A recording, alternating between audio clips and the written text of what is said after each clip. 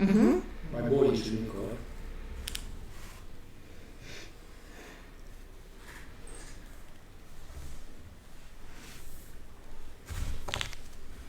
Hoztam egy csomó papírt.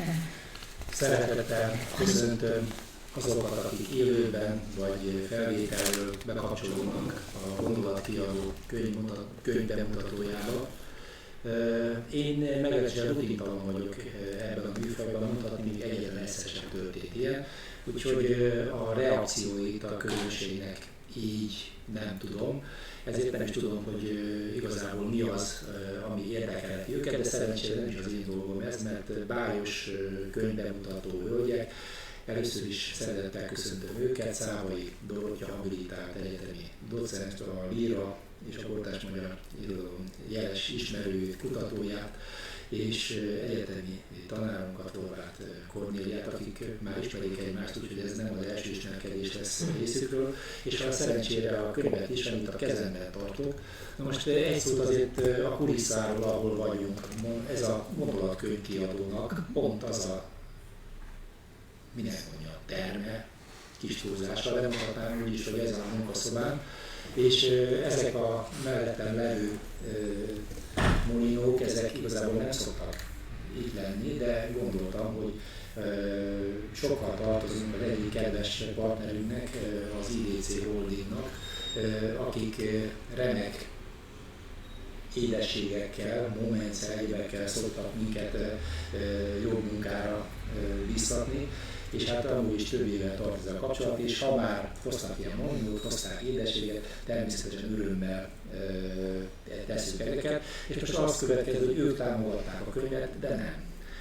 A könyvet a Nemzeti Kutatási, Fejlesztési és Innovációs Hivatal. Köszönöm szépen, Innovációs Hivatal támogatta, és egy olyan projekt keretében jelent meg, aminek a gazdája szintén szeretetszerző Szávai Dorottya, és igazából még egy dolgot szeretnék elmondani, mert ez pont az a szoba, ahol történik az, amiről itt szó van, miszerint is miből lesz kánon, hát általában abból, ami régebben ez így volt legalábbis, ami könyvformában megjelent. Ma már ez egyáltalán nem 100%-os biztonsággal állítható, de hát rájöttem, hogy én magam is időről időre, amikor nemet mondok valamire, vagy ne adj Isten igent, akkor része vagyok ennek, bár csak kis göröm, mert az utána úgyis minden ilyesmit maga alá tud gyűrni, tehát ez a kiadó nem jelentheti meg, megjelenteti már, de mielőtt itt messze elragadna az úthengeres hasonlat és az elszállítana vele, örömmel kell bejelenteni, mindenki szerintem jól esett fel konstatálni, hogy én kivonulok most a képből, és átadom a beszélgetőknek a szót, hogy a kezemben lévő Nyírfa Kérge című könyvről beszélgessenek. Köszönjük szépen! És miután könyvbemutatóról van szó, még hogyha beszélgetős is fogjuk venni a figurát, igaz? Dóri megengedett, hogy így szólítsalak, ugye? Feltétlenül így szóltam. Nagyon röviden szeretném, hát igazából ismertetni a könyvet. Ugye a könyvnek a főcíme a Nyírfa Kérge, erről majd fogom kérdezni Dórit, hogy ez a főcím honnan származik. Kánonok többszólamúsága, ez is egy izgalmas alcím, a kortárs magyar líráról és néhány előzményéről, illetve tanulmányok, kritikák, ez a második alcím. Kicsit túl sok. Nem olyan túl sok. Szeretném bemutatni azt, hogy milyen tematikus blokkokból épül fel a könyv. Gondolom, hogy ez érdekli a hallgatókat, nézőket is. Tehát van egy számomra mindegyik izgalmas fejezet, tehát a Szabó Lőrinc és Bóder kapcsolatát tárgyaló első rész. Én szerintem itt azért elég sok újdonság kimondódik, erről szeretnénk beszélni.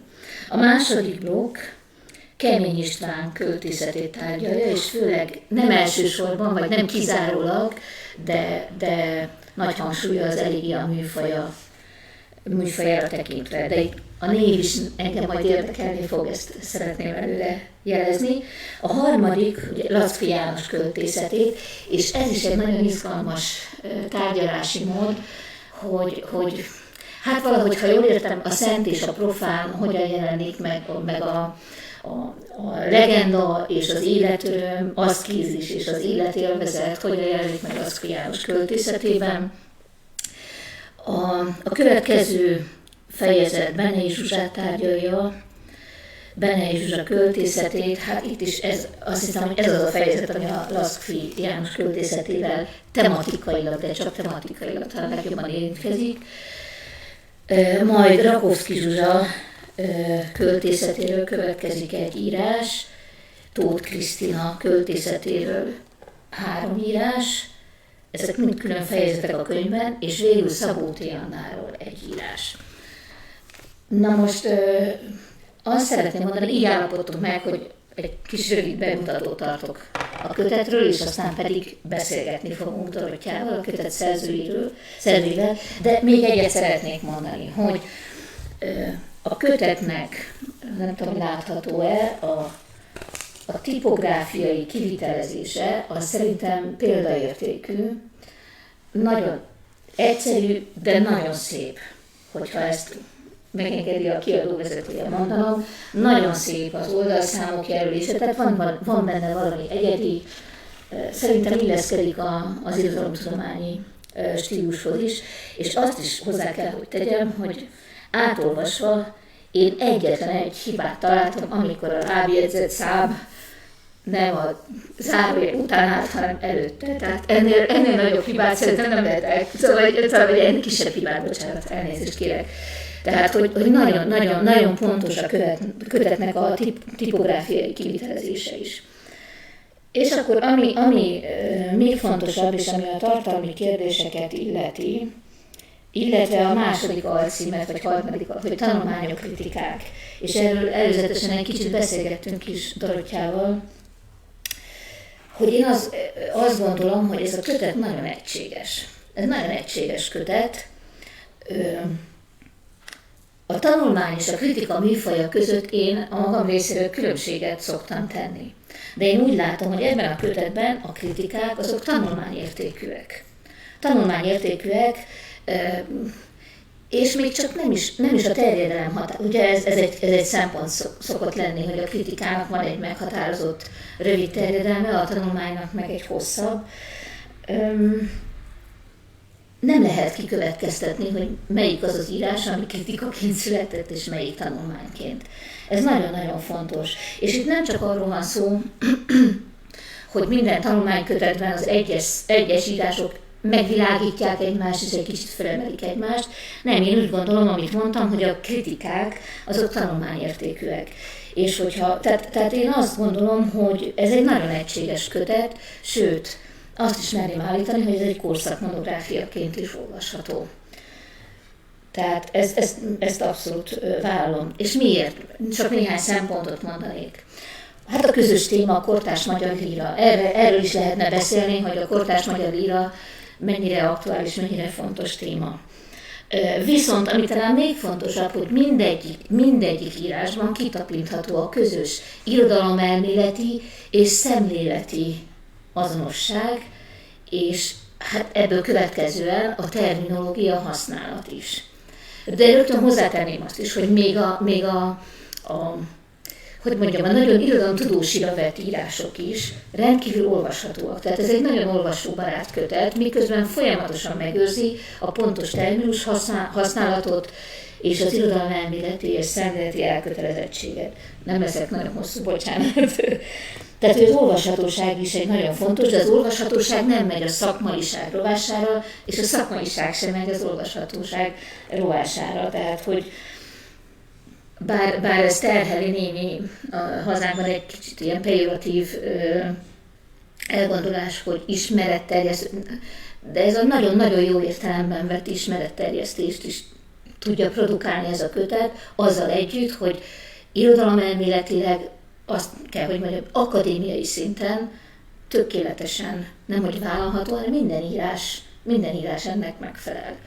Tehát, hogy a tanulmányok, kritikák nem tudom, második alcímet, én tehát nem is akarnék erre többet kitérni, hogy most tanulmány vagy kritika, mert itt azt kell, hogy mondjam, hogy minden tanulmány.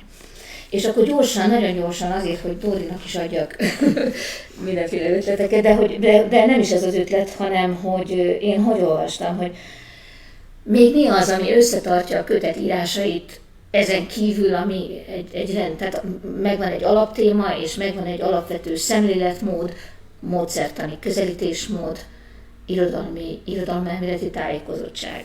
Tehát itt vannak nagyon erős témák, ugye ez a kánon és a hagyomány kérdése. A kánon és a hagyomány kérdése a kortárs magyar lírában.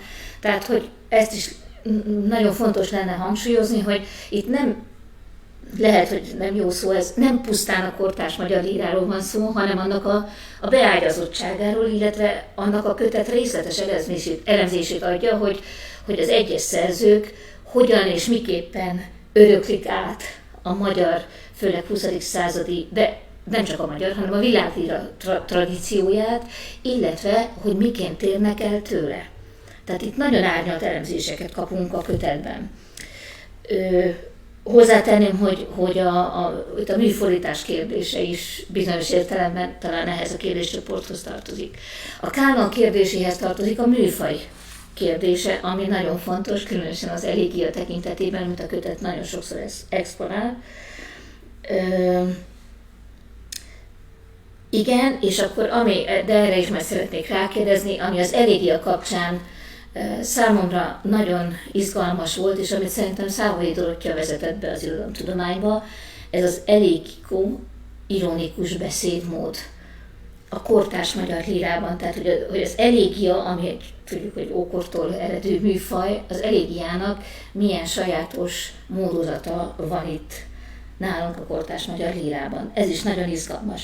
Aztán még, és ezek majdnem mindegyik tanulmányban fölvetődnek. Az irónia kérdése, ugye erről is beszéltünk, illetve hát ezt a kötet számos tanulmánya fölveti. A dialogikus vagy kétszólamú versbeszéd, szerintem ez majdnem minden általa tárgyalt költőnél előkerül.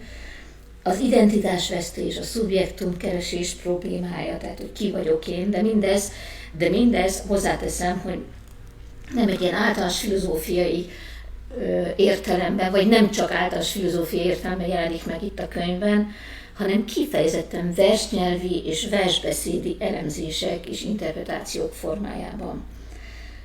Igen, ide is ritmikai, prozódiai, versmondattani elemzések vannak a szövegben. Az idő végessége, az emlékezés témája, persze ezek nyilvánvaló, hogy a költészetnek örök témái, de mégiscsak a tárgyalt szerzők szinte mindegyikénél nagyon erősen megjelennek. És amit még szeretnék kiemelni, még három gondolat, három dolog, amik talán a modern költészetnek és a modern gondolkodásnak meghatározó gondolatai, tehát a név, a megnevezés és a megszólítás, a test és a szövegtest. Tehát nem csak a test, hanem hogy a testnek a szöveg testével való párhuzamba állítás. Ugye Szabó T. Anna kapcsán artikulálódik ez itt a kötetben, és a tekintet, a látás és az arc. Talán összefoghatom ezt így. Ezek mind olyan motívumok vagy metaforák, amelyek összekötik a kötetet. De még egyszer mondom, hogy mindezeken túl magában, tehát ha valaki leül és végigolvassa ezt a könyvet, akkor ezt egy egységes könyvként, azt kell, hogy mondjam, hogy monográfiaként olvassa végig. Tehát, hogy nagyon, nagyon összeértek az írások.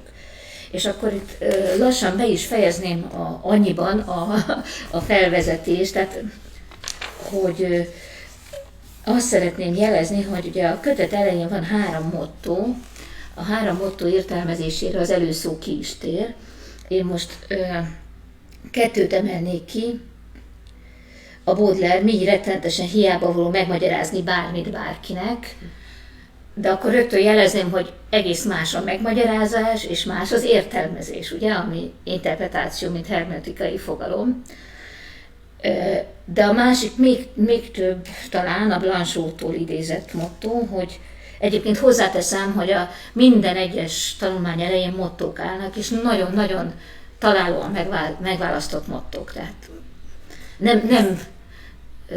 nem díszítésszerű mottók, hanem gondolatteljes mottók, amik a tanulmánynak a gondolatmenetéhez alkalmazkodnak. Bocsánat, Dóri, mindjárt befejezem, de engedd meg, hogy ezt felolvassam.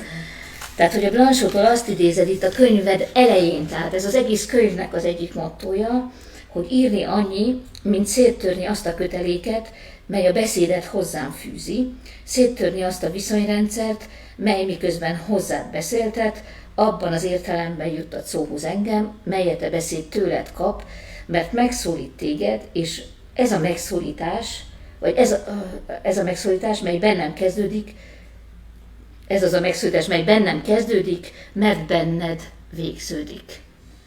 Tehát, hogy ez egy nagyon érdekes dolog, hogy ez az írás és beszéd, benne van a szakítás, és mégiscsak a dialógus, párbeszéd. És én csak azért gondoltam, hogy ezzel zárom ezt a felvezetést, mert úgy gondoltuk, hogy ez a bemutató, ez egy ilyen beszélgetéses bemutató lesz. Dóri, tiéd a szó. Hát, Nelly, először is nagyon köszönöm. Nem csak megtisztelő, nem zavarba ejtő felvezetődet. És akkor mielőtt érdemben reflektálnék, csak röviden, nyilván első körben arra, amit mondtál, szeretnék mindenkelőtt köszönetet mondani a Gondolatkiadónak. Bocsánat, hogy nem a hölgyeket veszem előle, Bácskai István igazgató úrnak, aki hát hosszú-hosszú évek óta gondozza a könyveimet. Ez azért nem az első saját, illetve szerkesztett kötetem a Gondolatkiadónál. És hát a tipográfia, amit kiemeltél, meg egyáltalán a könyvnek a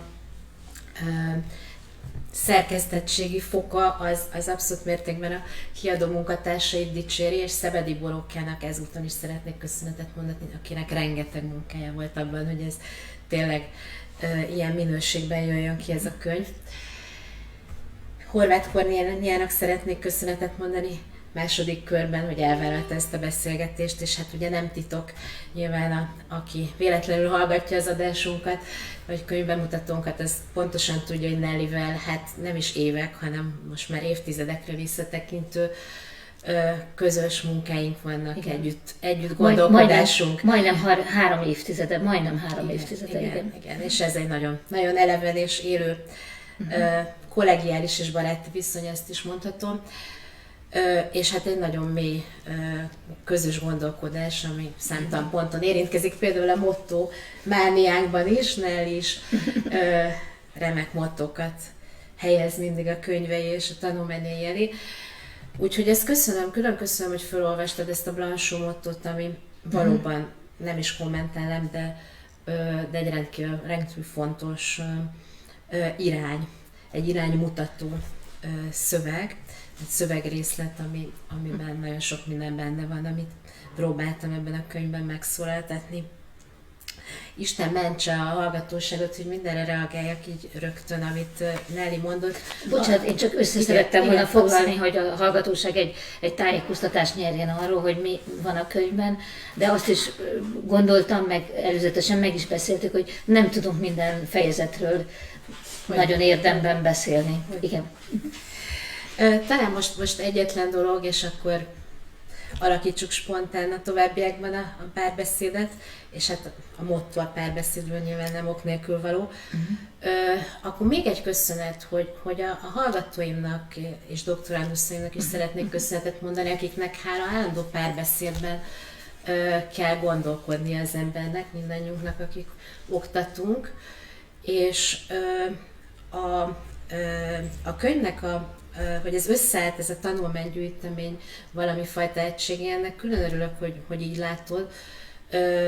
2002-től 2019-ig készült írásaimat fogtam így egybe, Bácskai Istvánnak is hála, és az NKFIH projektnek is hála, és megmondom őszintén, hogy azért volt bennem kezdetben némi félelem, hogy vajon ezek a egymástól időben nagyon távol keletkezett szövegek mennyire tudnak egymással párbeszéd helyzetbe kerülni, vagy egyáltalán egy lapra helyezhetőek-e. És talán ezt az előszóban le is írtam, én nagyon szerettem Virginia Woolfnak azt a nevezetes gondolatot. Ott van az idézet, igen. Az egyik eszéből, hogy mindig barlangokat válj a szövegei mögé. És valahogy ez a könyv nekem nagyon nagy öröm volt, hogy összeraktam, és azt fedeztem föl, hogy több ilyen barlangjárat van, mint én gondoltam, hiszen nem monográfiának készült ez a kötet, hanem tényleg különálló írásokként, tanulmányokként, kritikáként. Úgyhogy én számomra is voltak ilyen felfedezések, hogy bizonyos életműveknek bizonyos elemei, Camus Istennek, Tóth Krisztinek is lehet tovább sorolni, illetve olyan összefüggések, olyan barlangvájátok, amelyek mondjuk akár Petri költészetétől elnyúlnak Szabó Tihanei és az egyes szerzők között is látás és effektív párbeszédként mutatkoznak meg. Ezek sokkal erősebbek, mint én magam is gondoltam, amikor ezeket a írásokat elkövettem. És talán ez az utolsó dolog, hogy egy kulisszatitok, hogy egy kicsit humorosabb is legyek. Ugye azt mondod, hogy a kritikáim, tanulmányok, hát nagyon jól eső, hogy ezt mondod, de én meg viccesen elárulnám azt a kulisszatitkot, hogy a kritikáimat általában át szokták rakni a tanulmányrovatban, mert nem elég rövidek. Vagy pedig meg kellett őket húznom.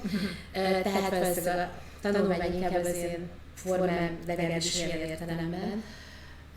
Viszont ezek a kritikák nagy dilemmák után azért is kerültek be a könyvben, mert arra jöttem rá, hogy a kritikának a túlzott aktualitáshoz kötöttségét, az a kontextus, hogy ugyanarra a szerzőről, Lackfi Jánosról szerepelt egy tanulmány, vagy éppen Camus Istvánról, az ezeknek a kritikáknak is adott egy másfajta kontextus, ami számomra is nagyon izgalmas, vagy szellemileg izgató volt, amikor igen, bocsánat meg, de én nem csak erről beszéltem, arra beszéltem, hogy te ugyanazt a közelítésmódot és szemléletmódot használod a kritikákon, mint a tanulmányokban. Az egy másik dolog, hogy nyilván kevesebb irodalomeredeti fogalom jelenik meg a kritikákban, de a szemléletmódod az teljesen azonos, és ez mutatja, vagy ez biztosítja, ez is, de talán főként ez a kötetnek az egységességét. És hozzáteszem, hogy nem olyan sok ilyen kritikai író van. Zártam. Köszönöm. Na, akkor hogyan menjünk tovább?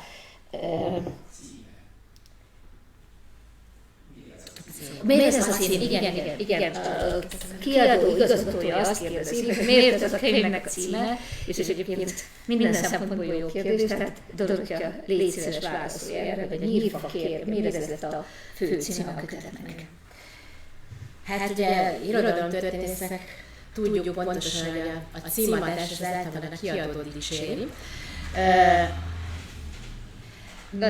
Arra gondolok, mondok egy nevezetes példát, ugye a sokat emlegetett Camus regény, ami Gyergyi Albert fordításában közönyként jelent meg, az azért jelent meg közönycímben, mert ugyanabban az évben megjelent Illés Endrének egy Idegen című regénye. Tehát a kiadónak azért a címadásban való hozzájárulását, a címadásban való közreműködését azért azt nem egyszer lehet tapasztalni, éppen Tóth Krisztinának is az egy kötetem olvasata így keletkezett a szerző szíves szóbeli közlése nyomán mondom ezt. Tehát komolyra fordítva a szót, a nyírfa kérje, ez egy Szabó Lőrinc idézet, méghozzá vers és valóságból való, ahol elmondja, hogy belevéste egy nyírfa kérjében még kamaszkorában Baudelairenek az arcképét, és ez azóta kicsit megkopott, vagy megvastagodtak ezek a redők a fán, és azt gondolom, hogy ez megint nyilván egy szép close readinget lehetne csinálni erről a két mondatról, most csak felvillantanám azon a szinten, hogy részben a Szabó Lőrinc értelmezés, Szabó Lőrinc befogadás szempontjából azt mondom, hogy Baudelaire egy nagyon fontos referencia, és az, hogy erre élete végén visszatért erre a nyírfakérge metaforára, ez is mutatja, hogy a Baudelaire tulajdonképpen egy olyan ikon, egy olyan metafora a Szabó Lőrinc életből, ami messze túlmutatta azon, hogy műfordítói tevékenysége, azon, hogy irodalomtörténeti minta. Igen, bocsánat, hogyha közbeszóltok, tehát hogy a metafora képi vagy fogható oldalát nézzük, hogy igen, hát tudjuk, hogy ahogy a fa növekszik, ugye a kérge hasadozik, és a belevésett, a vésés, akár kép, akár szöveg, az ugye valahogy úgy elterelbélyesedik, el is veszti az arculatát.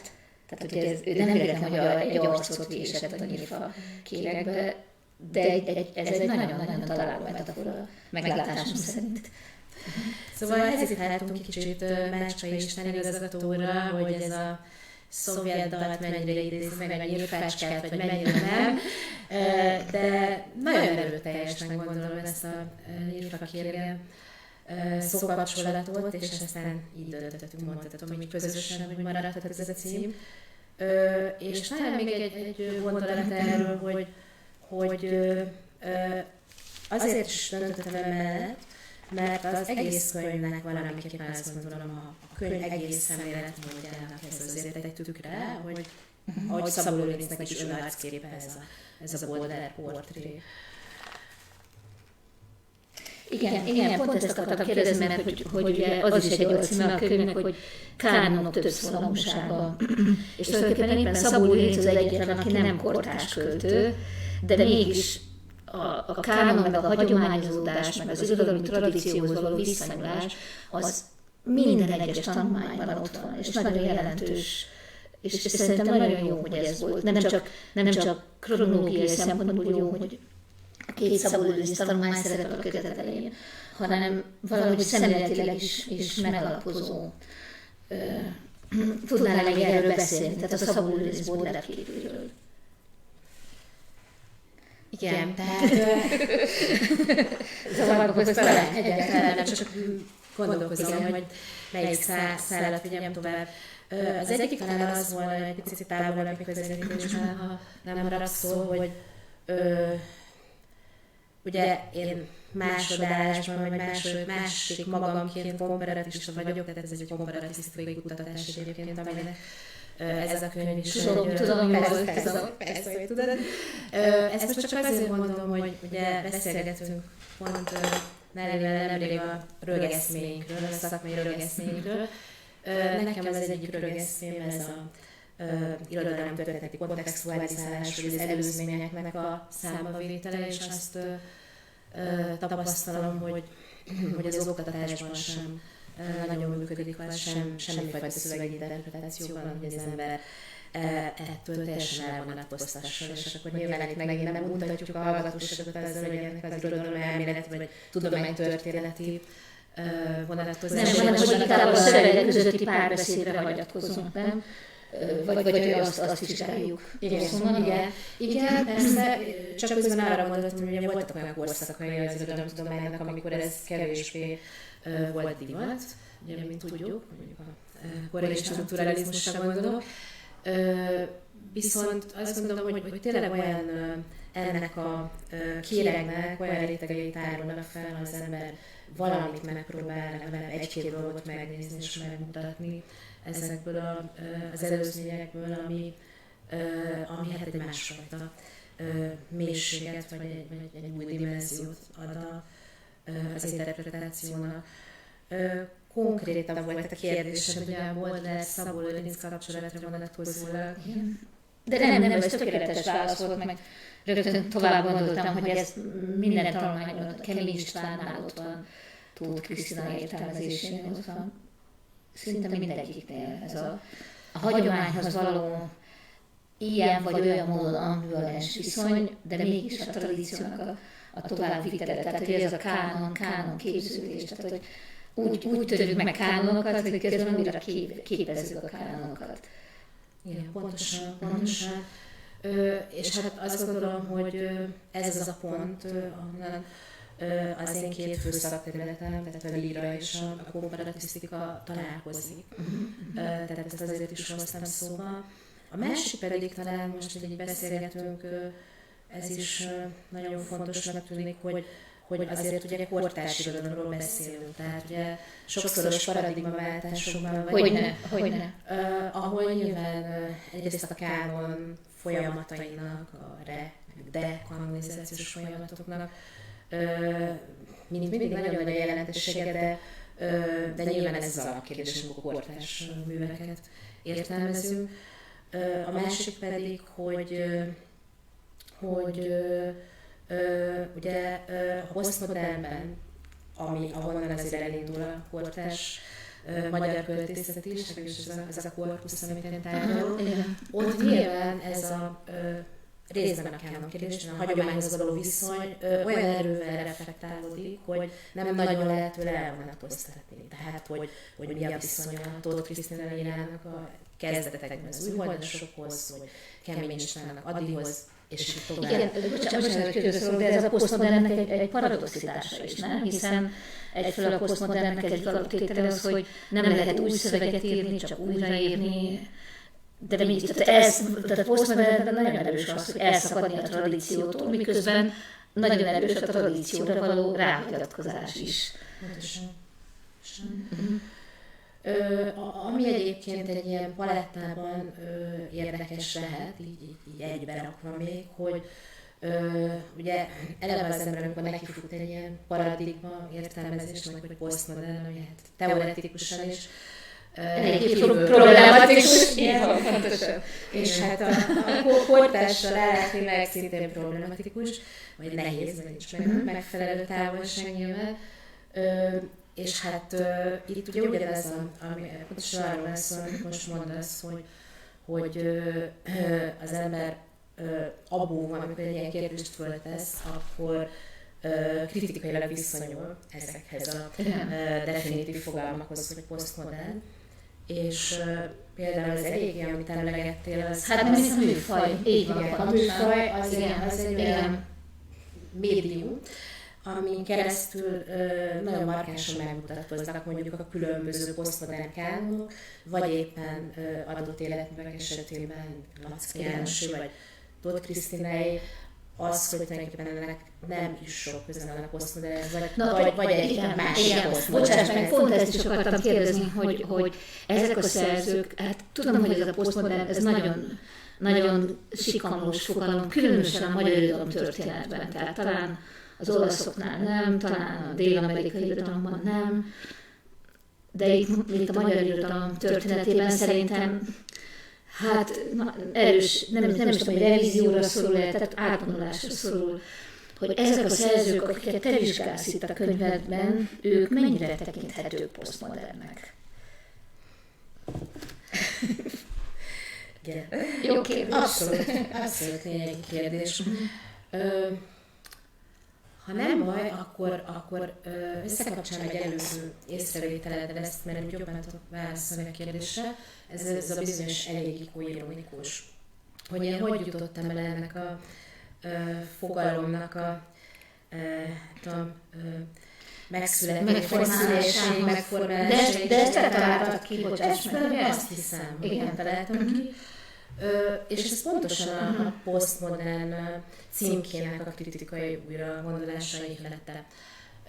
És persze a kortárs magyar költőknek is köszönetet kell mondjak, hál' Istennek többségben élnek és virulnak, nem csak itt a kötet lapjain. És akinek ezt az egész gondolatot összedem, az Parti Nagy Lajos volt. Akik csak... Igen, ezt észrevételekig, talán egy Kemény István tanulmányban utaltál erre. Igen. És Petrinek és Parti Nagynak köszönhetem ezt az egész gondolatmenetet, meg ezt az egész fogalmi dilemmát.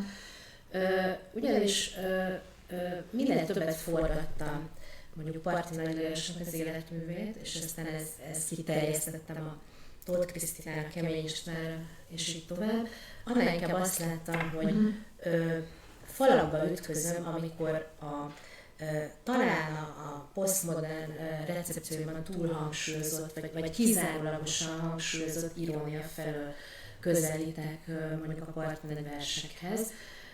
És akkor egyre szembeötlő volt, hogy de hát ezek legalább annyira elégikusak ezek a versek, és vagy az elégia műfaját újítják meg, vagy ehhez a hagyományhoz kapcsolódnak. Ugye te, aki Petri egyik legkiválóbb magyar értője vagy, nálam sokkal jobban tudod, hogy ez Petrinél is milyen mértékig érvényes, és rendkívül izgalmas volt számomra az, hogy innen nézve, hogy akkor az ironikus versbeszéd, ami valóban mondjuk a korai posztmodernt, itt a Németh Zoltán remek tipológiával élve, hogy ezért különböző korszakjai vannak a posztmodernnek, persze tudjuk. Szóval mondjuk a korai posztmodernt valóban meghatározza az irónia, de hogy ugye egyrészt nem is biztos, hogy már a posztmodernben vagyunk, mindesetre a 90-es évektől, de különösen az utóbbi 1-2 évben rengeteg olyan kötet született a kortárs magyar költészetben, ami még címében is viseli az elégiát.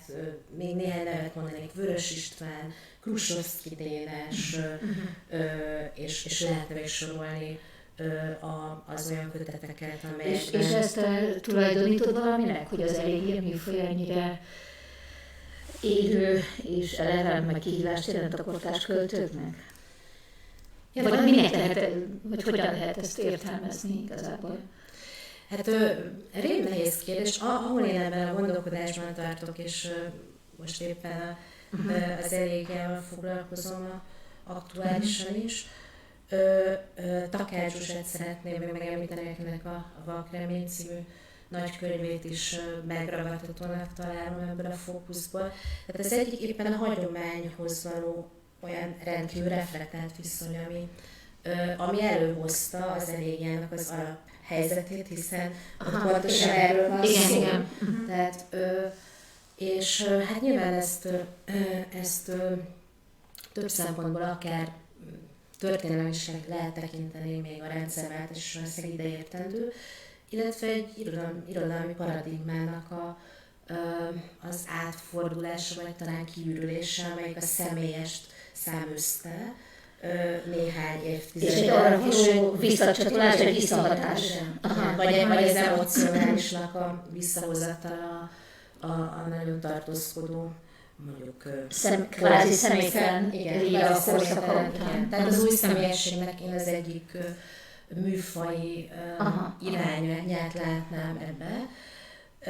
Ami még egy csavar mindenben, az az, hogy elégikusan a kortárs költészet, ilyen általánosabbat nem is szabadna mondani, de ha muszáj, akkor az elégikusat is nagyon sokszor az ironikuson belül hozza elő, tehát ez az, amit én ez az elégikó-ironikus beszédmód, és ez ami egy nagyon izgalmas megfigyelés. Mert elég teljesen találó ciki, tehát hogy nem beszélhet elégikusan egyenes beszédben a mai magyar vers. Most ez tényleg nem szabad ilyen sematikusan fogalmazni, de hát ez az, amit Ricoeur is mond, meg te is nagyon sok műfaj elméleti írást idézel a könyvedben, amelyek alapvetően arra, vagy hát körülbelül azon gondolat körül fókuszálnak, hogy a műfajnak vannak szabályai, vannak leírásai, definíciói, de igazából minden jó mű egy kicsit túllép a saját műfajának a határain, és ettől nem kell megijedni.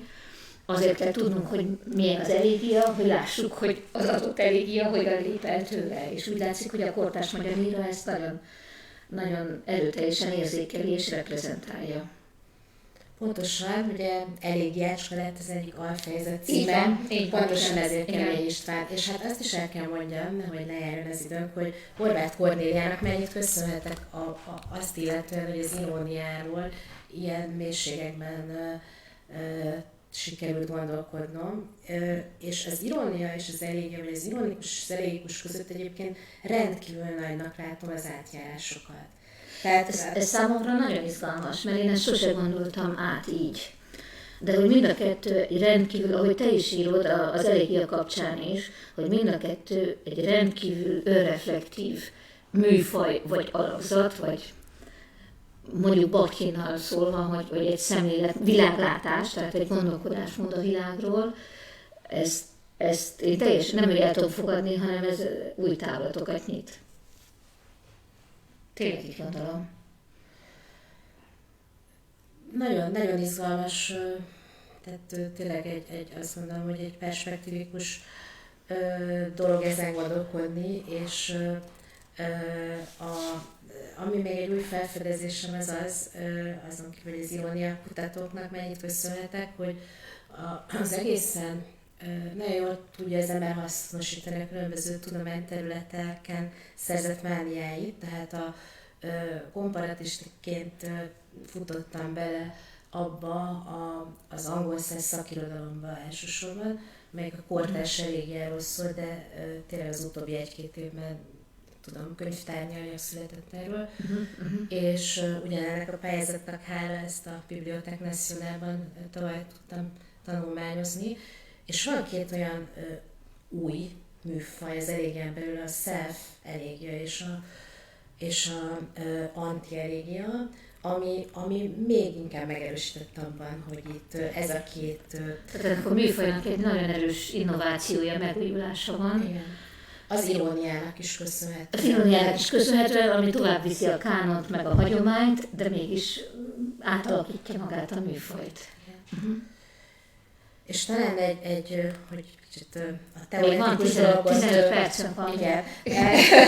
Fogyaszthatóbbá tegyük, akkor Martinai Lajossal beszélgetett, volt egy ilyen élő beszélgetés vannak idején a Pázmányon, akkor azt mondta, hogy ennek nagyon örül, hogy végre valaki észrevesz, hogy ő elégikus is, és hogy azért nem tisztában. Bocsánat, hogy közbeszélek, valóban nem ez az általános kép Martinai Lajosról. Igen. Ellenkezőleg egy ilyen nyelvhús, posztmodern szerzőnek szokták titulálni. Németh Zoltánnak, aki egyébként ennek a pályázatnak egyik külső nemzetközi munkatársa, szintén nagyon sokat köszönhetek, és imádom a Martinai monográfiáját.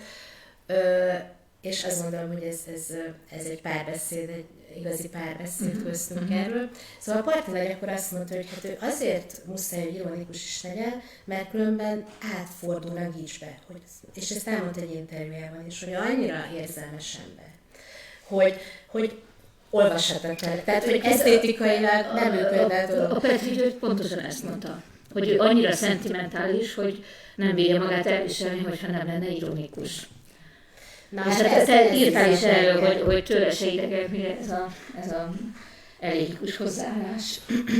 Sőt, éppen még 2 dolgot szeretnék, mert rengeteg dolgot szeretnék kérdezni, de hogy konkrét szerzőkről is legyen szó egy kicsit. Kemény István, tehát nagyon 3 tanulmányod van, ugye jól emlékszem, vagy 2, 3 van Kemény Istvánról. Beszélj róla valamit, hogy Kemény István költészetét te hogy látod, mik az alappontok, kulcsfogalmak, miért izgalmas ez a költészet? A tanulmányaid alapján rendkívül izgalmas, tényleg. Hát nem könnyű a kérdés. Kemény István és Tóth Krisztina... Igen, Tóth Krisztina lett volna a másik. Csak azért hozom, de hogy tényleg az első verséktől követtem nagyon közelről, tehát eléggé... Bocsánat, hogy közbeszólok, ez látszik is a tanulmányokon, tehát hogy te az egész életművet nagyon jól ismered. Igen. Az eddigi életművet, hál' Istennek. És írtó izgalmas, ahogy ezek a belső mozgások, Kemény Istvánnál nagyobbak a mozgások, nagyobb a fesztáv, de Tóth Krisztinál is jelentősnek látom, főleg az utolsó kötetében az elmozdulást a korábbiakhoz képest. Azt hiszem, hogy Kemény István költészete mindenféle fogalmakkal leírható. Próbáltam így a címadásban jelezni, vagy a játék a bűntudattal a korai kemény líránál, vagy a saját név idegensége, aztán később. Ezek mind nagyon, nagyon izgalmas témák. Nagyon izgalmas. Regényével is foglalkoztam, de ezt nem raktam most be persze. És azt hiszem, hogy Kemény Istvánt, ugye az Martinai Lajos az egyik költőpápa, Kemény István a másik. Keménynél még kevésbé stimmel a dolog, tehát hogyha egy kicsit megpiszkáljuk, akkor nagyon sok minden ennek ellentmond. De hát ez persze csak egy felületi réteg. Az Adihoz való viszony az rendkívül izgalmas, ezzel viszonylag sokat bíbelődtem. És amit most az utolsó köteteiben nagyon érdekesnek gondolok, hogy van egy mozgás, és egyébként Tóth Krisztinánál is ez hasonló, semmi köze két költőnyelvnek egymáshoz, életműnek, márhogy poétikailag, de ez egy hasonló tendencia, és azt gondolom, hogy ez egy trend is, és akkor ez a tágabb kontextusa lenne az egész tablónak, hogy, ami persze egy nagyon szűk keresztmetszet a kortárs magyar írásban nyilván, szóval, hogy pontosan a személytelentől, a mítikustól mozog az egyre személyesebb felé a Kemény István életmű is, Tóth Krisztináé is. Bocsáss meg, hogy közben kérdezek, tehát akkor ez lehet, nem tudom, hogy ez jó kérdés, hogy lehet általában a kortárs magyar lírára vonatkoztatni, mert korábban is mondtál egy ilyet, hogy mintha lenne egy ilyen többi, kevésbé általános trend, hogy a személytelentől nem tudom, mi típuson át a személyesség, tehát hogy egy visszanyert személyesség, egy úti típusú személyesség lenne itt nyilván nem mindenkire vonatkozik, de talán az általad vizsgált szerzőkre talán igen. Nem tudom, hogy ezzel egyetértesz. Szóval ez egy régen nehéz kérdés, alapvetően igen, de nyilván egy olyan...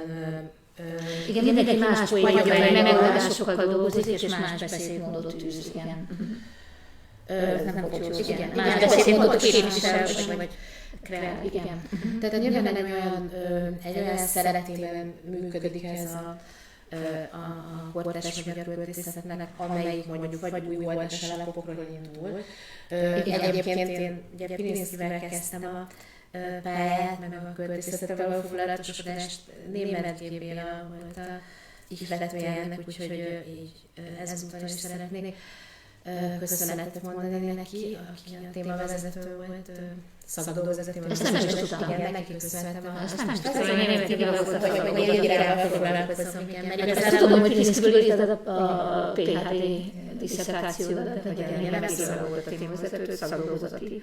Azt nem tudtam. Akkor valami szórakoztat, és Németh G. Béla rábökött, és azt mondta a szeminárium mindenkinek mondott valamit, hogy maga Pilinszkiből írja szakdolgozatát. És akkor én hosszába vágtam valami 20 évesen, és hát professzor úr, természetesen.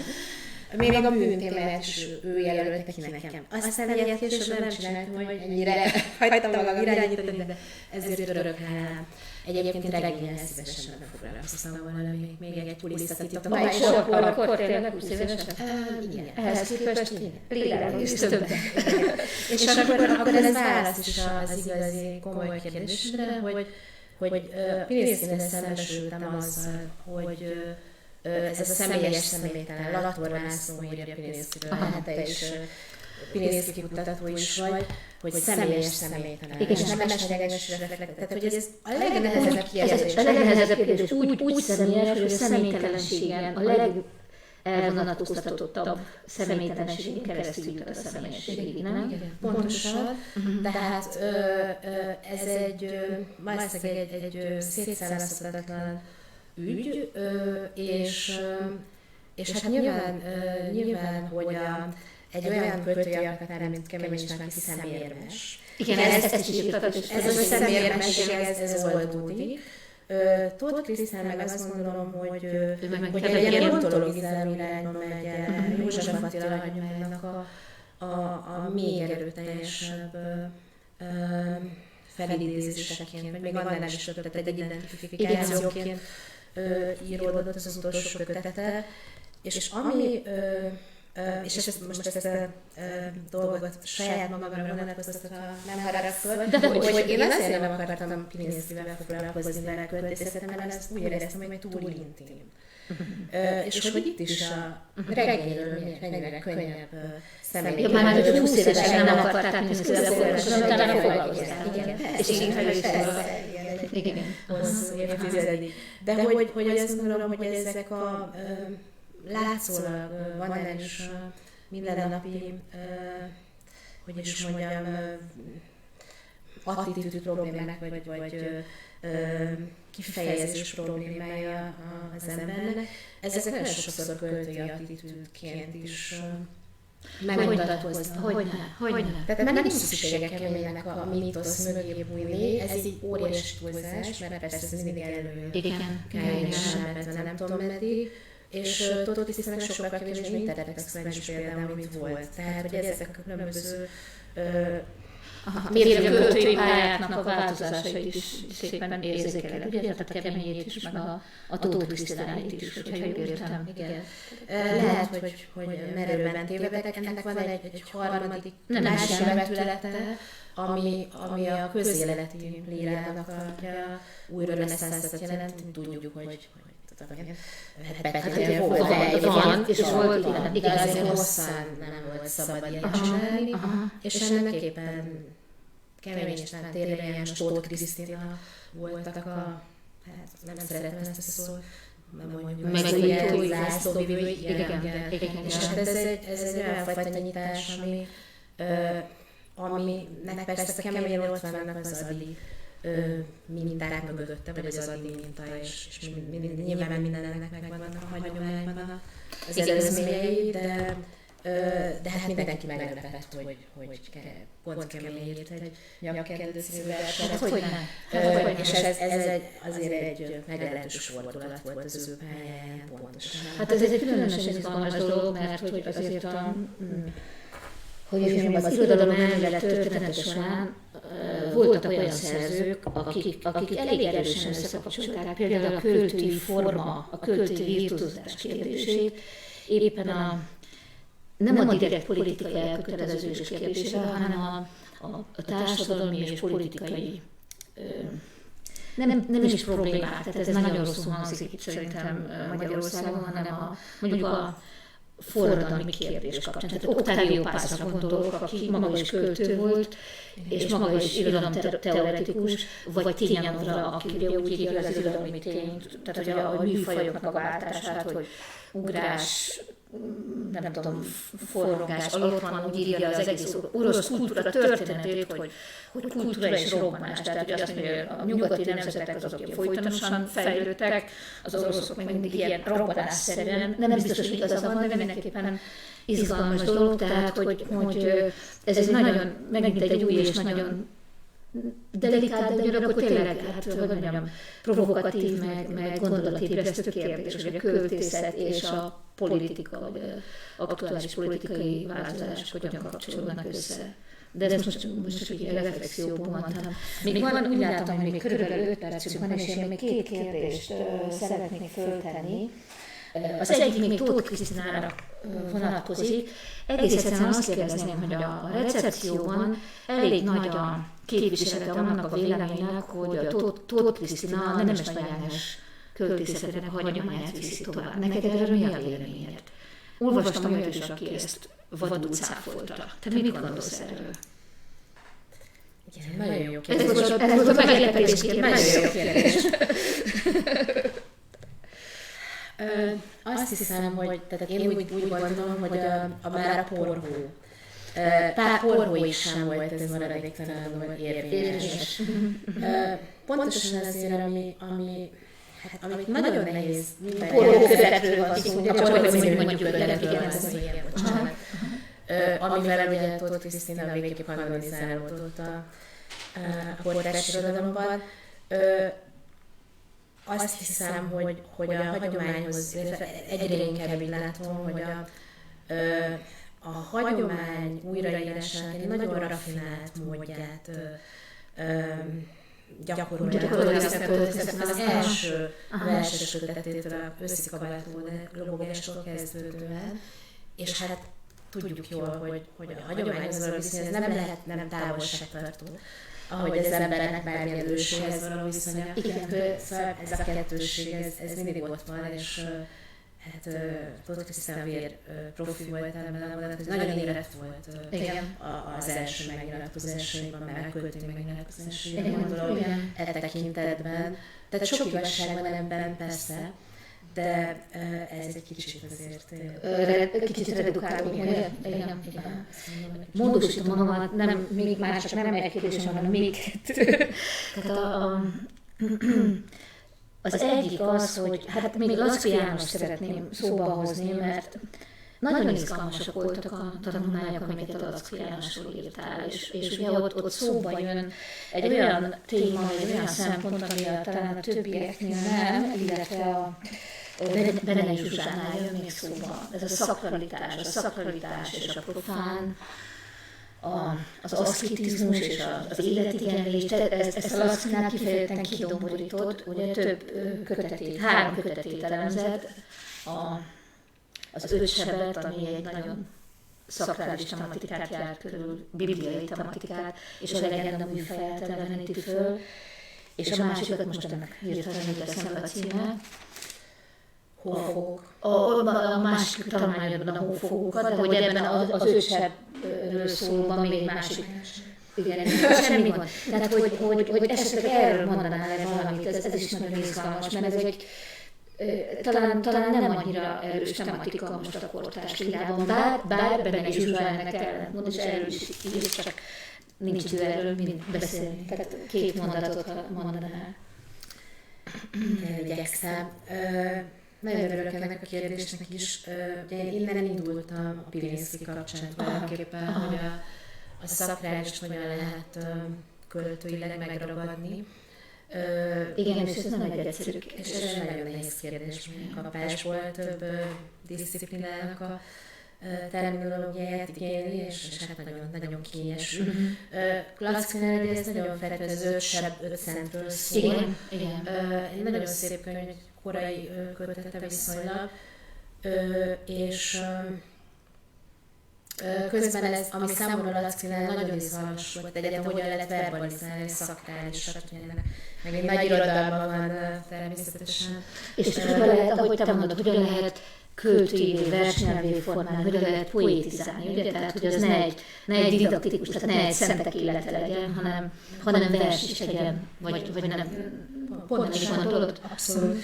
És akkor tulajdonképpen, ami nekem nagyon nagy reveláció az utóbbi években, vagy utóbbi évtizedben értelmezőként, vagy olvasóként, hogy mi ugye a strukturalista nemzedék vagyunk, akik nem engedtük meg azt, hogy az író az mint személy, mint magánember, mint személyiség váljon az interpretációnk részéről, és egyre inkább azt gondolom, hogy és ez egy másik beszélgetésnek lehetne a témája, hogy egyre közelebb kerülök ahhoz, hogy ezért ez az íróportré műfaj nem ok nélkül volt annyira fontos évszázadikig, és nem egy pozitivista marhasság, hanem hogy áttűnik minél érettebb egy alkotó, annál erősebben átvilik. Egy persze nagyon megcsinált portré, és a Lacknál úgy néz ki, hogy a szakrális, az Isten tapasztalat azt hiszem, úgy neveztem ezt el, hogy húsköltészet, ezt nem? Igen. Csirkékről szerette Rácz János ezt a kicsit bugyuta megfogalmazásomat, de hát ugye Petrinák is, meg Szabó Tínes imádja az ember a piac, meg a főzőverseny. Szóval, hogy a totális vitalitás, a testben való és a vitalitásban feltüntetett szakalitás. Igen, pontosan. Mert hogy engem ez szólt meg talán leginkább a Lackfi költészetben. Ez is nagyon izgalmas, és akkor a legutolsó kérdés, hogyha a kiadó igazgatója megengedi, úgyis pár perccel később kezdtük, hogy, és erről beszéltünk korábban, tehát a líra és a próza viszonya, pontosabban a verses líra és a próza viszonya azért érdekes, mert te nagyon sok olyan szerzőt elemzel, akik egyben prózát is írtak, tehát Rakowski Zsuzsa, erről is beszéltünk, Tóth Krisztina, Kemény István és a többiek. Tehát, hogy ezt te, hogy hát nem is általában talán ez vagy nem szerencsés kérdésfelvetés, hogy a verses líra és a próza viszonya, hanem hogy az egyes szerzőknek az ilyen és olyan formájú és műnemű, mert ugye ez egyszerre forma és műnemű is művészete, az hogyan hatott egymással, vagy milyen viszonyban áll egymással? Utolsó kérdés. Nagyon lényeges kérdés, megmondom. Van egy indirekt válaszol, talán gyorsabb tudok lenni, hogy van egy írás a könyvben Tóth Krisztináról és Mádi Ivánnal. Egy csomó minden konferencia felkérésnek köszönhetek. Kamde Bolórának is köszönhet, a Szabó Lőrincét, tehát az ember, amikor ilyen módon felkéréseket kap, akkor olyan dolgokkal kell foglalkozni, hogy eszébe se jutott volna, mint a Mádihoz én abszolút nem. És aztán kerekedik ki belőle. Igen. És Tóth Krisztinának hála Tóth Krisztina felhívta a figyelmemet például egy Lift című írására, amelyik sok más mellett egy mádi parafrázis, akkor még a teljes költészetre talán egy fél mondat erejéig itt vissza tudok kacsintani, hogy abban, tehát hogy Nemes Nagy Ágnes is persze, de hogy azért a tárgyas hagyomány az borzasztó erős. Erős Tóth Krisztinánál, igen, és hát Mádi, ugye tudjuk, hogy újholdas volt, és tárgyas prózaként szokásan, így van. Legalábbis jelentős részét a munkásságának, és hát írtó izgalmas, hogy ezek hogyan rezonálnak egymással a két műfaj között, és akkor ugye Tóth Krisztina életműben, meg Rakowskiban is nagyon erősnek látom azt, hogy meg valószínűleg az is, hogy van egy olyan fajta átjárás a prózai és a lírai szövegek között, effektív átemelések, oda-visszajárkások, ami hát amiből nagyon sok minden következik, hogy melyik műfaj merre nyílik meg, és mennyire integráns egy életmű, stb. Tehát ezek nagyon... Igen, és nem is tudjuk még lezárni, mert hál' Istennek ezek nem lezárt életművek, tehát hogy mert ugye erről is beszélgettünk egyszer korábban, hogy kinek mi talán az előteljesebb profilja, hogy a líra vagy a próza, vagy a verses líra, vagy a prózai epika. De nem is biztos, hogy ezt ki kell élezni, mert éppen valami, nem is tudom, hogy melyik szerzőnél, nagyon erősen, nem tudom, Kemény Istvánnál, a narrativitást, nem, éppen... Igen, meg Benei Zsuzsánál is, meg Rakowski Zsuzsánál is a narrativitást hangsúlyozta. Tehát, hogy ezek ilyen nagyon izgalmas dolgok, hogy lehet, hogy ez is a kortárs lírának az egyik aspektusa, hogy a formák is, meg a műfajok is, meg a műnevek is egy kicsit átjárják egymást. Lehet, hogy ez banális befejezés, de talán tartható állítás, vagy nem tudom, hogy gondolod? Abszolút, és szabad még egy dolgot ide kapcsolom, és többet már nem szólok, ígérem, hogy túl inspiratívak a kérdések, hogy ez nagyon túl inspiratív a könyv. A könyv a hibás. Szóval nyilván a narratív költészet az nagyon erős egyébként a kortárs magyar költészetben, és hát tudjuk, hogy a modernség kezdeteitől erőteljes, tehát önmagában egy nagyon, nagyon izgalmas kérdés. Az utóbbi években is ezt szerettem volna még kimondani, mert még elmulasztottam eddig, hogy a kutatócsoportom tagjának is köszönetet mondjak, Földes Györgynek, Ladány Istvánnak, Horváth Gézának és Kovács Gábornak, akikkel évek óta foglalkozunk a műfaj kérdéssel és műfajelméleti kérdésekkel. És ez is nagyon sok kötet, szerkesztett kötet, tanulmánykötet jelent meg ebben a kérdéskörben. Pontosan a műfajok közötti határ, elmosódások és átjárások okán, meg egyébként is minden elméleti és történeti vonatkozásban is egy megkerülhetetlen kérdés. És végül a női szerzők előtt azért tisztelegni. Igen, teljesen jogos, ezt is felírtam számos más kérdéssel egyetemben, hogy itt a női szerzőknek te kitüntetett szerepet szántál, és az előszóban kiemelted a női szerzőknek a kérdéskörét. Erről én nem is tudtam, tehát ez is Bácska Istvánnak is köszönhető, hogy a könyv formában állt össze a fejemben, hogy én nem is tudtam, hogy egy női szerzővel foglalkoztam.